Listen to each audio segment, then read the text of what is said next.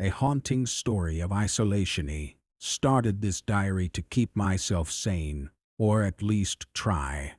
Everything changed a few months ago. How long exactly, I can't even tell you anymore. Time has lost all meaning.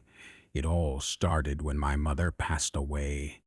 We were close, inseparable, really. She was my rock, my only family after my dad left. Even at 21, we'd go to the movies together, have dinners, just live.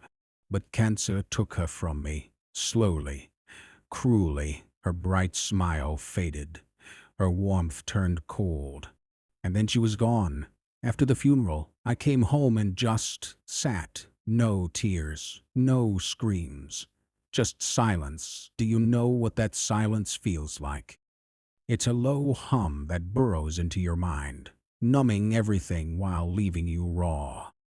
It became my constant companion. A few days later, my mother's solicitor showed up, John Wayne Brooke, a stubby man with a big mustache and far too much energy.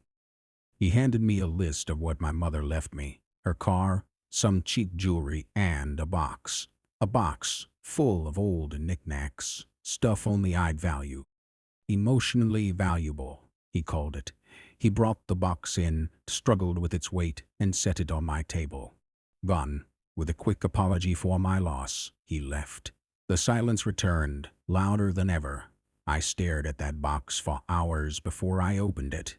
The first thing I pulled out was my old red musical box. It had circus animals painted on it: monkeys, giraffes. My mom used to play it for me when I was a kid. Hearing the tune again was like being hit by a wave of nostalgia. But it wasn't comforting. It was crushing. I shoved the music box back inside and left the rest untouched. That night, I woke up to the sound of that same tune. The ants go marching one by one. My heart raced. The music box was playing by itself. I grabbed my phone for light and crept downstairs. There it was on the table, the button pressed down. I turned it off and sighed in relief. But as I climbed back into bed, it hit me I'd put the music box back in the box earlier. Since then, strange things keep happening. Items from the box show up around the house, even though I never touch them. The music plays every night. At first, I told myself it was just my imagination. But deep down, I knew better. I tried leaving once, just stepping outside, but the moment I did, it felt like an invisible weight pressed down on me. The further I walked, the heavier it got. I couldn't breathe. I stumbled back inside, defeated. Whatever this is, whatever she is, won't let me leave. Now I'm trapped here, alone. The hum of silence and the haunting tune of that music box are my only companions.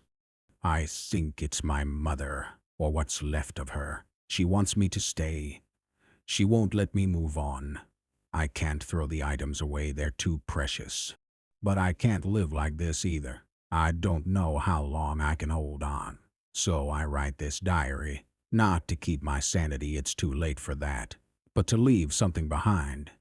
To explain, if you're hearing this, take it as a warning. Grief can haunt you, and sometimes it